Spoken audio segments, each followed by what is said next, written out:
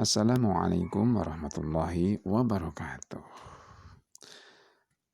Para siswa semuanya, selamat berjumpa kembali pada sesi kali ini. Kita belajar bersama tentang pendidikan agama Islam. Sebelumnya, siapkan dulu bekal-bekal kalian untuk belajar ini, yakni buku paket pendidikan agama Islam, kemudian juga buku SPA, ya, suplemen bahan ajar pendidikan agama Islam. Tak lupa juga silakan persiapkan pula buku-buku referensi yang lain yang ada kaitannya dengan materi kita. Tak kalah pentingnya, siapkan buku catatan serta alat tulisnya untuk membuat catatan-catatan kecil untuk mempermudah belajar. Tema kita kali ini adalah haji dan umroh. Namun kita akan split dulu ini nanti tentang ibadah haji yang merupakan rukun Islam yang ke-5. Oke, udah siap semuanya? Mari kita baca. Bismillahirrahmanirrahim. Ibadah haji. Poin yang pertama adalah pengertian. Apa itu ibadah haji? Haji itu artinya apa sih? Ada dua pengertian tentang haji. Yang pertama adalah pengertian haji secara bahasa. Yang kedua secara istilah. Pengertian haji secara bahasa artinya menyengaja atau menziarahi atau pilgrim. Menyengaja atau menziarahi. Sedangkan menurut istilah, haji adalah berkunjung ke Baitullah atau Ka'bah untuk melakukan beberapa amal ibadah yang telah ditentukan oleh syariat. Jadi, berkunjung ke Baitullah atau Ka'bah untuk melakukan beberapa amal ibadah yang telah ditentukan oleh syariat itu adalah disebut ibadah haji menurut istilah. Lalu bagaimana hukum haji? Baik, poin kedua adalah hukum haji. Menunaikan ibadah haji itu hukumnya wajib sekali seumur hidup. Jadi hukum ibadah haji adalah wajib. Lalu bagi yang mengerjakan kedua kali bagaimana? Atau lebih, hukumnya adalah sunnah. Allah Subhanahu wa taala berfirman di dalam Quran surah Ali Imran surah ketiga ayat ke-97. Bismillahirrahmanirrahim. Walillahi 'alan nasi hajjul baiti man istata'a ilaihi sabila. Artinya, dan mengerjakan ibadah haji merupakan kewajiban manusia terhadap Allah, yaitu bagi orang yang sanggup mengadakan perjalanan ke Baitullah. Poin yang ketiga tentang syarat haji. Apa sih syarat haji? Syarat haji adalah hal-hal yang menyebabkan seseorang wajib menunaikan ibadah haji. Kalau seseorang sudah memiliki beberapa syarat haji ini, sudah memenuhi syarat-syarat haji ini, maka dia wajib hukumnya untuk melakukan atau mengerjakan ibadah haji. Kalau tidak, dia akan berdosa. Apa saja syarat haji? Yang pertama, beragama Islam. Jadi orang non-Islam tidak wajib haji karena syaratnya harus beragama Islam. Yang kedua, balik atau dewasa. Orang yang belum balik, belum dewasa, tidak wajib haji. Belum wajib haji ya. Yang ketiga, berakal sehat. Orang yang tidak punya akal sehat, misalnya orang gila, dia tidak memiliki kewajiban menunaikan ibadah haji. Syarat keempat adalah merdeka. Jadi bukan budak. Kalau masih menjadi budak, manusia milik manusia orang lain, manusia milik manusia yang lain, maka dia tidak wajib haji. Syarat yang kelima adalah istitho'ah. Istitho'ah atau kuasa atau mampu. Yang dimaksud kuasa atau mampu adalah meliputi memiliki bekal, ada kendaraan, aman, sehat jasmani dan rohani, serta ada mahram bagi wanita. Kalau belum istitho'ah atau tidak istitho'ah, maka tidak wajib menunaikan ibadah haji. Poin yang keempat adalah tentang rukun haji. Apa itu rukun haji? Rukun haji adalah hal-hal yang harus dikerjakan selama ibadah haji dan tidak dapat diganti dengan membayar dam atau denda. Jadi, hal-hal yang harus dikerjakan selama ibadah haji dan tidak dapat diganti dengan membayar dam atau denda disebut rukun haji. Jika ada yang ditinggalkan, maka hajinya gugur atau tidak sah. Hal-hal yang merupakan rukun haji yaitu 1. Ihram, 2. Wukuf, 3. Tawaf, 4. Sa'i, 5. Tahallul, dan ke-6 tertib. Ihram yaitu berniat haji serta berpakaian ihram. Wukuf yaitu berhenti di Padang Arafah pada tanggal 9 Dzulhijjah atau sehari sebelum Idul Adha. Tawaf yakni mengelilingi Ka'bah sebanyak 7 putaran. Ada beberapa macam tawaf, yakni tawaf ifadah, tawaf kudum, tawaf wada', tawaf sunnah, tawaf tahallul, tawaf nadar. Tawaf ifadah yakni tawaf yang merupakan rukun haji, jadi harus dikerjakan. Tawaf kudum yaitu tawaf yang dilakukan ketika baru tiba di kota Mekah. Tawaf wada yakni tawaf yang dilakukan ketika akan meninggalkan kota Mekah. Disebut juga tawaf perpisahan, kebalikan dari tawaf kudum. Tawaf sunnah yakni tawaf yang boleh dikerjakan kapan saja. Namanya tawaf sunnah. Tawaf tahallul yakni tawaf yang dilakukan untuk melepaskan diri dari yang diharamkan sebab ihram. Lalu tawaf nadar adalah tawaf yang dilakukan karena sebuah nazar. Rukun haji yang keempat adalah sa'i, yaitu lari-lari kecil dari Bukit Sofa ke Marwah sebanyak 7 kali. Dari Sofa ke Marwah 1, dari Marwah ke Sofa 2, Sofa ke Marwah 3, Marwah ke Sofa 4, Sofa ke Marwah 5, Marwah ke Sofa 6, Sofa ke Marwah 7. Jumlahnya 7 kali.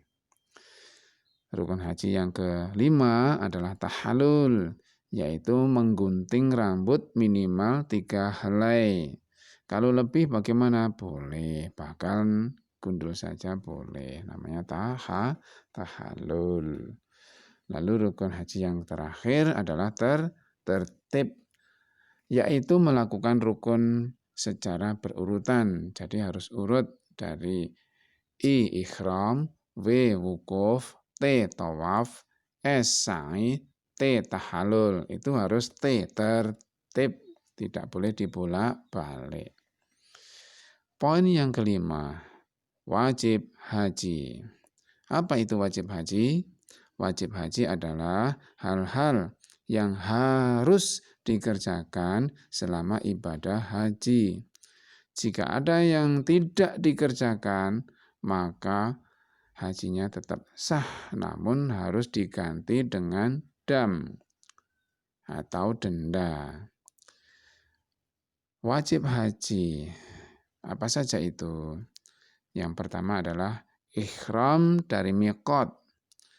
Apa itu miqat? Miqat adalah batas waktu dan tempat yang ditentukan untuk mulai berpakaian ihram.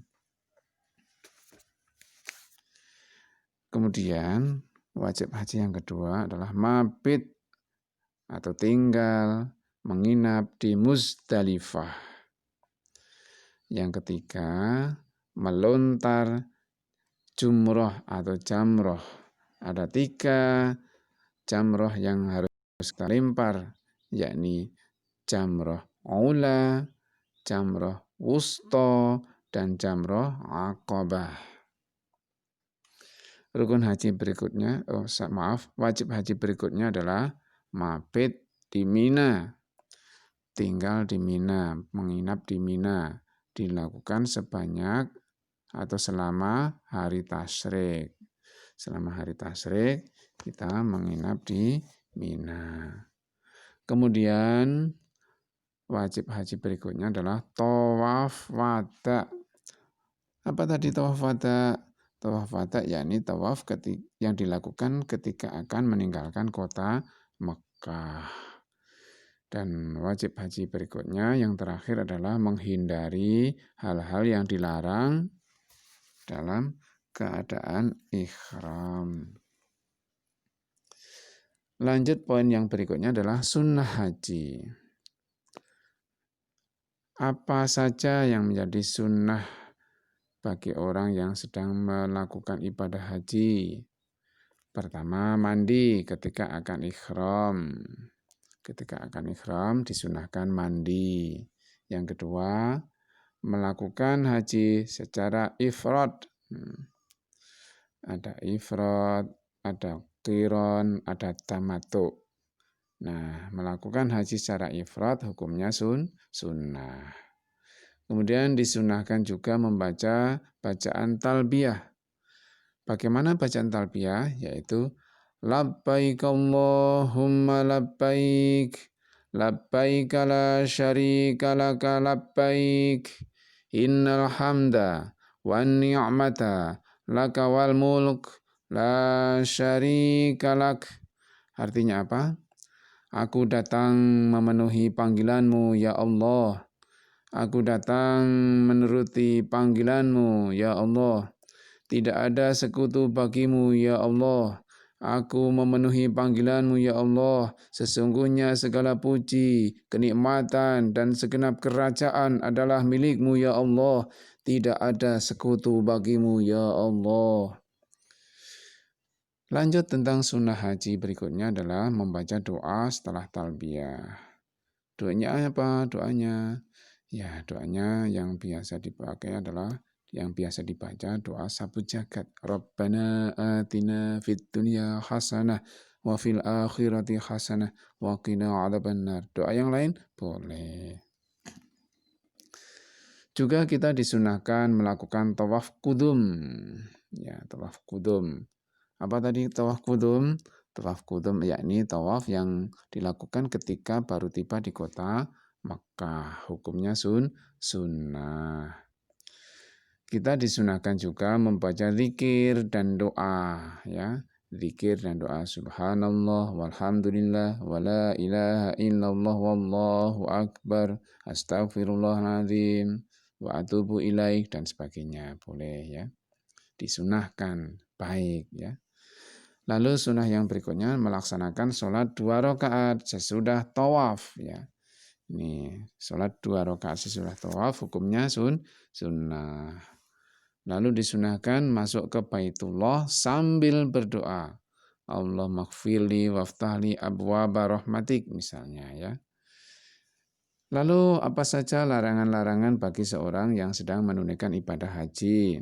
Pertama, larangan bagi jamaah haji laki-laki.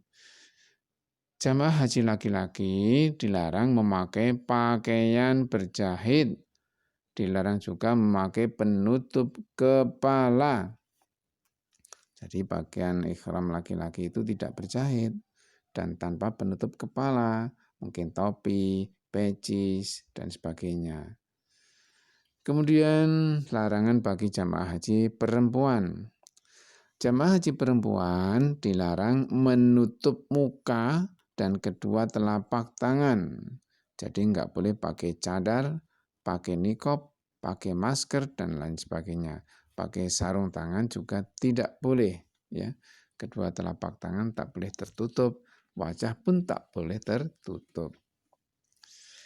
Yang ketiga, larangan bagi jamaah laki-laki maupun perempuan.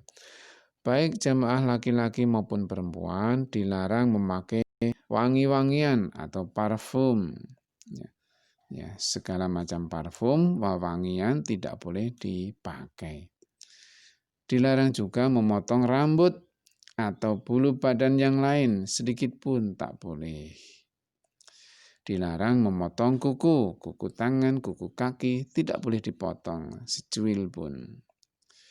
Kemudian juga dilarang menikah atau menikahkan. Ya. Tak boleh menikah saat sedang ibadah haji.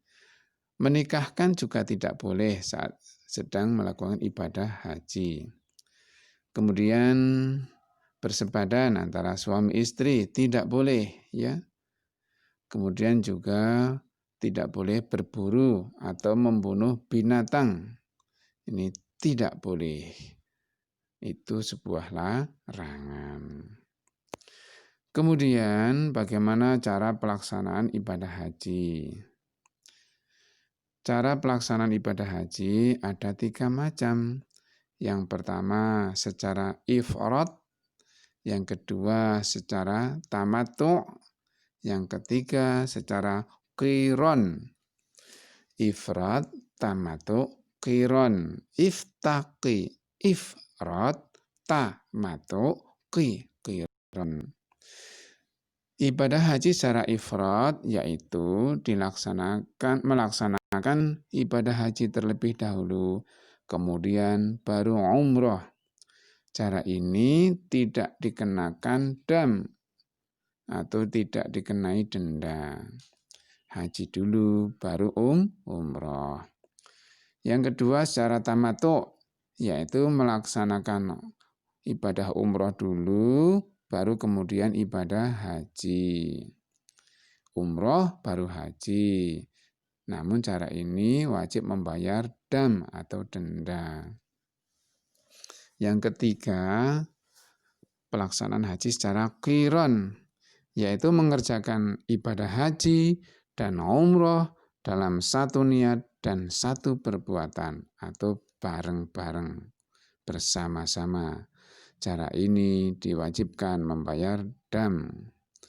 Jadi satu cara saja yang tidak dikenai dam yaitu melakukan ibadah haji secara ifrad, yaitu haji dulu baru umroh. Kalau tidak haji dulu baru umroh, maka dikenakan dam. Misalnya umroh dulu baru haji terkena dam.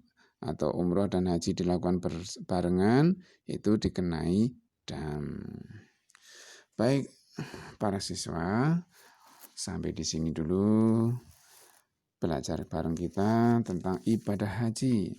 Insya Allah, kelak atau nanti di sesi berikutnya kita berbarengan kembali belajar pada sesi selanjutnya, pada tema selanjutnya tentang ibadah umroh. Semoga ada manfaatnya. Kita akhiri jumpa kita dengan bacaan alhamdulillahirabbil alamin. Semoga ada manfaatnya. Dari saya kurang lebih mohon maaf. Aqulu qouli hadza astaghfirullahaladzim. Astaghfirullahaladzim, astaghfirullahaladzim. Wassalamualaikum warahmatullahi wabarakatuh.